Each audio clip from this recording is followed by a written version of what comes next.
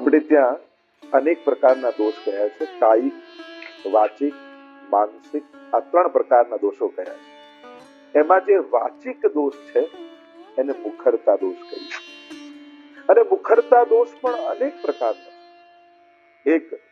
એવા અનેક પ્રકાર, અત્યારે તો બહુ વિસ્તાર નહીં કરી શકું, પણ જેમ પ્રભુ, ગુરુ યા વૈષ્ણવ સંબંધી કોઈ નિંદનીય વાત કરવી, યા પ્રભુ માટે લૌકિક શબ્દોનો પ્રયોગ કરવો, યા ઠાકોરજી યા ગુરુની આગળ પોતાની પ્રશંસા સ્વમુખે કરવી, યા કોઈ વૈષ્ણવની આગળ બીજા કોઈ વૈષ્ણવની નિંદા કરવી, યા પોતાના બુદ્ધિનો કાંઈક ને કાંઈક તર્ક કુતર્ક આપી અને મહાપ્રભુજીની વાણીમાં અવિશ્વાસ કરવો, કે આ બધા સિદ્ધાંતો તો બધા 500 વર્ષ પહેલા લખાયેલા અને હવે તો કઈ પ્રેક્ટિકલ, હવે તો દુનિયા બદલાઈ ગઈ છે, હવે આમ થતું હશે, આમ થતું, એમ કરીને ગુરુની વાણીમાં શંકા કરવી, યા ભગવત શાસ્ત્રોમાં દોષ કાઢવો.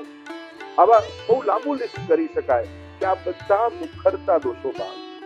જેમ રામાનંદ પંડિતનો પ્રસંગ આવે છે આપણે ત્યાં વાર્તા સાહિત્યમાં. મહાપ્રભુજીએ મુકામ કર્યો હતો રામાનંદ પંડિતના ઘરે, અને રામાનંદ પંડિતના પત્ની હતા અને સાહેબ બોલ્યા કે આટલું ગોબર ને બધું છાણા ને બધું લઈ લેજો, નહીં તો પછી મહાપ્રભુના સેવકો આવીને લઈ જશે સવારે. અને ત્યાં આ વચન સાંભળ્યા મહાપ્રભુજી, અને મહાપ્રભુજીએ કહ્યું કે મારી નિંદા કરી હોત તો ચાલી જાત, ઠાકોરજીની નિંદા કરી હોત તો હું ક્ષમા કરાવી દે, પણ તે વૈષ્ણવની નિંદા કરી છે તો હું તને માફ નહીં કરીશ. અને મહાપ્રભુજી એ સમયનો ત્યાગ કરે. એવા વાર્તા સાહિત્યમાં હું તમને અનેક પ્રમાણ આપી શકું કે એક ખાલી વૈષ્ણવ ઉપર સંસ્થાના વચનો બોલ્યા તોય મહાપ્રભુજીએ ત્યાગ કરી. આ મુખરતા દોષ છે. એ રીતે જ બીરબલ, અકબર બાદશાહના નવરત્નો હતા, એ નવરત્નમાંથી મોટા ભાગના રત્નો ગુસાઈજીના સેવક છે, ગુસાઈજીના સેવકો હતા. એમાંના એક સેવક બીરબલ, જે અકબર બીરબલની વાર્તાઓ કેટલી પ્રસિદ્ધ છે. એ બીરબલ પણ ગુસાઈજીના પહેલા સેવક હતા, અને ગુસાઈજી આગ્રા જતા પરદેશ કરવા ત્યારે બીરબલના ઘરે મુકામ કરતા. એવા ગુસાઈજીથી પ્રભાવિત હતા. પણ એકવાર જ્યારે ગુસાઈજી પરદેશ કરવા પધારે ત્યારે બીરબલ સહજમાં કે ગુસાઈજી એમના સેવકોની આગળ વાત કરવા લાગ્યા કે આ ગુસાઈજી કેમ પધારે છે, શું એમને સેવાની જરૂર છે? જો સેવાની જરૂર હોય તો આવી રીતે પરદેશ કરવાની જરૂર નથી, એમને જેટલું ધન જોઈતું હોય હું એકલો આપી દઉં. થોડો ચિંતા ભાવથી કીધું હોત પુરણમલની જેમ કે હું મંદિર બાંધી દઈશ તો આદરણીય થાય, પણ ક્યાંક મનમાં મદ આવ્યો કે હું એકલો બેઠો છું ને એમને ક્યાં વરવાની. ત્યારે ગુસાઈજીના શબ્દો કર્ણમાં પડ્યા. ગુસાઈજીએ કહ્યું, અરે મૂર્ખ, તું એમ માને છે કે સેવા માટે અમે જઈએ? અમે તો દૈવી જીવોના ઉદ્ધાર માટે એમના ઘર ઘર સુધી પહોંચીએ. અને ગુસાઈજી એ સમય એટલું બોલ્યા કે બીરબલ ભલો વૈષ્ણવ છો પર અબ હમારે કામ કો નહીં રહે. કે એમ ભલો હતો પણ હવે આવા અહંકારના વચનો એના મનમાં આવ્યા તો હવે મારા કામનો નથી રહ્યો. એ સમયનો ત્યાગ કર્યો. અને પછી બીરબલ તો દીને ઇલાહી ધર્મ જે અકબર બાદશાહે બનાવ્યો ને એમાં ગયો ને એવી બધી આગળની ઘટનાઓ. પણ એવા ઘણા બધા આપણે ત્યાં એ પેલા બાઈનો પ્રસંગ 252 માં આવે છે કે જમીન માપવા વાળો એમના ઘરે આવ્યો અને બધી જગ્યાએ બધા પોતપોતાના જમીન માપતા હતા. અને એકલા માજી આ ગુસાઈજીના સેવક રહે ને એટલા ભાવથી ઠાકોરજીને લાલ લડાવે. ઠાકોરજી પણ સાનું ભાવ જતાવે. અને જમીન માપવા વાળો આવ્યો ને એને દયા આવી કે ચલો આ માજી છે તો એને થોડી જમીન વધારે એના ઘરની માપી દઉં તો જયારે બાઉન્ડ્રી કરે તો વધારે એને જગ્યા મળે, એટલે એને જમીન વધારે માપી. માજીને કહ્યું જો તમે આવા ભગવતી છો તો તમારા માટે વધારે જમીન માપી આપે. તો માજીથી ભૂલથી એટલું બોલાઈ ગયું, અરે તે વધારે જમીન આપી તે તો મને જીવાડી દીધી. અને એ સમયે ઠાકોરજી પીઠ દઈને બિરાજી, અરે તને જીવાડનારો હું અંદર બેઠો છું અને આ ટુકડો જમીન આપનાર તને જીવાડનારો છું અને હું તારો ત્યાગ કર. તો આ બધા મુખરતા દોષો. વિચાર કરો, આટલી નાની નાની વાતમાં આવા મોટા પરિણામ મળતા હોય તો આવા નાના દોષો રોજ બરોજ આપણે નથી કરતા. ક્યાંક અન્યાશ્રયના વચનો આ ઠાકોરજીથી કાર્ય નથી થતું, લાવ ને ત્યાં જઈને પગે લાગી આવીએ, ત્યાં પેલું ચડાઈ આવીએ, ત્યાં માથું નમાવી આવીએ. આ બી દોષ છે, મુખરતા દોષ. અન્યાશ્રય સંબંધી શબ્દો બોલવા એ પણ એક મુખરતા દોષનો એક બહુ મોટો વિસ્તાર આપણે કરી શકીએ છીએ, આખું વર્ગીકરણ કરી શકીએ. એ સ્વકેન્દ્રિત પણ એવા વચનો નીકળે, પ્રભુ કેન્દ્રિત પણ નીકળે. અને એટલા માટે વૈષ્ણવે હંમેશા મુખરતા દોષની હરિરાયજી તો શિક્ષા પત્રમાં વાડે ઘડીએ એવા વચનો કહે છે કે વૈષ્ણવે વાણીનો સંયમ રાખવો, કારણ કે મૌન રહેવું સહેલું છે, વધારે બોલવું સહેલું છે, પણ ક્યારે બોલવું ને ક્યારે ચૂપ રહેવું એ સમજ આવી બહુ કઠિન. તો જેના મનમાં સતત ભગવત નામ રહે એની વાણીમાં ભગવત નામ રહે. એટલે ભલે ભાવ અભાવ ઉભાવ કોઈ પણ રીતે બને તો ભગવત નામ મુખમાં રાખવું, જેથી મુખરતા દોષ આપણો ન થઈ જાય. સાવધાન રહેવું વૈષ્ણવે, ત્યારે મારા મુખમાંથી એવું કાંઈ ન નીકળે કે જેથી હરિ ગુરુ વૈષ્ણવ મારા પર નારાજ થઈ જાય. હરિરાયજી કે બીજે 4 રતન આસન જન વાણી મધુર યથા શક્તિ તો વાણી મધુર કહ્યું. અને એટલા માટે વૈષ્ણવે સતત સાવધાન રહેવું. બાકી મુખરતા દોષની ચર્ચા હરિરાયજી પણ શિક્ષા પત્રમાં અનેક રૂપે કરી છે, ભગવદીઓ કીર્તન સાહિત્યમાં પણ અનેક રૂપે ગાયું છે. અને એટલા માટે વૈષ્ણવે પોતાની વાણી માટે સદાય સંયમ, સ્વાદ અને વાદ આ બંનેમાં સાવધાન રહી અને જીવવાનો ઉપયોગ કરવો. અને વાકપતિ શ્રી વલ્લભનું સ્મરણ કરવું અને વિનંતી કરવી, હે શ્રી વલ્લભ અમારા મુખમાં એવી વાણી આપજો જેથી ઓરન કો શીતલ કરે और આપ કો શીતલ હોય. અમને ઠંડક થાય અને અમારી સાથે જે વાત કરે એને પણ અમે શીતલતા આપી શકીએ એવી વાણી અમારા મુખમાં વિરાજે, એવું શ્રી વલ્લભના ચરણોમાં વિનંતી. અસ્તુ. ધન્યવાદ. Thank you.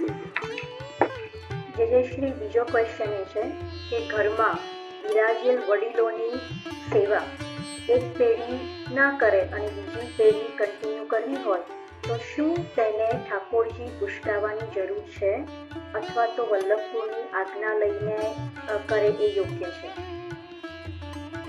એટલે મહત્વની વાત છે, જો સેવા વડીલોએ બંધ કરી દીધી હોય અને બીજે પધરાવી દીધા હોય તો એ વૈષ્ણવે ઠાકોરજી અંગે સેવા બીજે બિરાજે છે એટલે ફરી એ સ્વરૂપ તો કદાચ ન પ્રાપ્ત થાય તો પાછું નવું સ્વરૂપ પધરાવી વલ્લભકુલ પાસે જઈને પુષ્ટાવવું જોઈએ અને એમની પાસે યથા યોગ્ય આજ્ઞા લઈ. સૌથી પહેલા તો સૌભાગ્યની વાત એ છે કે તમને તમારા વડીલોએ જે સેવા કરી એ કરવાની ઈચ્છા થઈ, એટલે આ એક સૌથી ઉત્તમ લક્ષણ કહેવાય કે મહાપ્રભુજીની તમારા પર કૃપા થઈ કહેવાય કે તમને પુનઃ ભગવત સેવા. કારણ ઘણી વાર મેં જોયું છે કે દાદા દાદીને જોયા હોય પૌત્રાય, પણ વચ્ચેની પેઢી ન કરતી હોય, એના પપ્પા મમ્મી ન કરતા હોય, પાછો પૌત્રાને ભાવ થાય કે અમે પણ હું પણ બાની જેમ સેવા કરું, દાદીની જેમ સેવા કરું. મને નાનપણમાં દાદીએ ખોળામાં બેસાડી અને ઠાકોરજીની સેવા કરાવી હોય એટલે આને રુચિ જાગી હોય. આ બહુ સારું લક્ષણ છે. દાદા દાદીઓ બેઠા હોય તો એમને કહીશ કે આવું હોય તો પોતરાઓને બહુ અપરસ કરીને દૂર ભગાવવા કરતા પોતાની આજુબાજુ બેસાડી અને એમના હાથે ભગવત સેવાનો લાભ લેવડાવવો. યત્કિંચિત જે કંઈ પણ સેવા થાય એ કરાવવી, જેથી એમને પણ સ્નેહ થાય. સ્નેહ થાય પછી સેવા નહીં કરે, સેવા કરાવશો તો સ્નેહ પ્રગટ થશે. જેણે કર્યું હશે એને ભાવ થશે. અને એટલા માટે પૂરા પુષ્ટાવવું જોઈએ અને પુષ્ટાયા પછી યથા યોગ્ય આજ્ઞા લેવી જોઈએ, જે રીતે તમે જ કરી શકો એમ છો, અને પછી ઠાકોરજીની સેવા કરવી. આગળનો ક્વેશ્ચન છે જે આપણે ઘણીવાર ઘણા સત્સંગોમાં આપણે જવાબ આપીએ છતાં આપણે યુએસ અને વૈષ્ણવ માટે ખાસ કર્યું છે કે ગ્રહ સેવા અને હવેલી સેવાનો તફાવત શું છે અને શા માટે કેટલાક વૈષ્ણવો માને છે માત્ર ગ્રહ સેવા મહત્વપૂર્ણ છે અને આપણે હવેલી માટે જવું, તેમાં ફાળો આપવો, તેમાં ભાગ લેવો એ ઉચિત નથી. તો આપ સમજાવવા વિનંતી કરશો. એટલે સેવા બાબતનું પૂછ્યું છે કે ગ્રહ સેવા ઉત્તમ કહી શકાય કે ઠાકોરજીની આપણે જે 2 પ્રકારની જેમ સેવાની વાત કરી, પણ આપણે ત્યાં કોઈ એવો ક્યારે પણ કોઈ ગ્રંથમાં ઉલ્લેખ નથી કે ગ્રહ સેવા અને હવેલી સેવા 2 પ્રકારના કોઈ ઉલ્લેખ નથી. આપણે ત્યાં સેવા શબ્દ છે અને સેવા કૃતેર ગુરોરાજ્ઞા એમ કહ્યું છે, અથવા કૃષ્ણ સેવા સદા કાર્ય એમ કહ્યું છે. પણ કૃષ્ણ હવેલી સેવા, કૃષ્ણ ગ્રહ સેવા ગ્રહે સ્થિત્વા સ્વધર્મતઃ એમ કહ્યું ભક્તિવર્ધનીમાં મહાપ્રભુજી. આ તો હમણાં 20-25 વર્ષથી એક નવી વિચારધારા કંઈક ઊભી કરવામાં આવી કે હવેલીની સેવા જુદી, ઠાકોરજીની સેવા જુદી. તો આવા ઠાકોરજીમાં જે ભેદ જોવાની વૃત્તિ છે ને એ જ સૌથી પહેલા આપણે સુધારવાની જરૂર છે. હવેલી અને ઘર, તો ઘરમાં પણ તમે ક્યાં જો ઠાકોરજી ક્યાં બિરાજે તો કે મંદિરમાં. અને મંદિરમાં જ જાઓ છો તમે બી, ઘરે પણ મંદિર જ છે. જ્યાં પ્રભુ બિરાજે એ મંદિર. આપણે મંદિરને હવેલી કહીએ. તમારા ઘરમાં હવેલી ક્યાં છે તો તમે હાથ પકડીને ક્યાં લઈ જશો? જાઓ છો તો હવેલી જ. પેલા ત્યાં વલ્લભ કુલે પધરાયા છે, અહીંયા પણ તમારા વલ્લભ કુલે પધરાયા છે. ત્યાં પણ જે રીતે પુષ્ટાવવામાં આવે છે, તમારા ઘરે પણ એ રીતે પુષ્ટાવવામાં આવે છે. એ જ મંત્રો છે પુષ્ટાવાના. અને એટલા માટે જ્યારે એવી વાત ભક્તિવર્ધનીમાં આવી કે ગૃહે સ્થિત્વા સ્વધર્મતઃ, એટલે કે ગ્રહમાં રહીને, એટલે કે ગૃહે ગૃહસ્થાશ્રમે, ગૃહસ્થાશ્રમમાં રહીને સેવા કરવી. ઘર એટલે કે ઈંટ પથ્થર ચૂના દીવાનું દિવાલનું ઘર નહીં, ગૃહસ્થાશ્રમમાં એટલે કે સંન્યાસ લઈને નહીં. આપણે શું કરી દીધું છે, ઘરનું ઓપોઝિટ શબ્દ હવેલી બનાવી દીધું. તકલીફ ક્યાં થાય? જેમ દિવસનું ઓપોઝિટ કોઈ એમ કે વર્ષા ઋતુ થાય તેવું હોય, દિવસનું ઓપોઝિટ રાત થાય. ગળ્યાનું ઓપોઝિટ તીખું, આપણે કહીએ કે ગળ્યાનું ઓપોઝિટ તીખું ના કે કડવું થાય. જે તેનો વિરોધી શબ્દો એ જ થાય ને. જેમ ઘરનું ઓપોઝિટ હવેલી ના થાય, ઘરનું ઓપોઝિટ વન થાય, જંગલ થાય. કે જે એ સમયમાં સંન્યાસની પરંપરા હતી કે લોકો ઘર છોડી સંન્યાસ લઈ વનમાં જઈને વાનપ્રસ્થ જીવન જીવતા. તો કે વાનપ્રસ્થમાં આ સંભવ નથી, સંન્યાસમાં સેવા સંભવ નથી. અને સંન્યાસમાં તો તમારે બીજાને ડિપેન્ડ રહેવું પડશે જીવવા માટે. તો સેવા કઈ રીતે કરી શકશે? અને એટલા માટે કહ્યું ગૃહે ગૃહસ્થાશ્રમે, ગૃહસ્થાશ્રમમાં રહીને સેવા કરવી.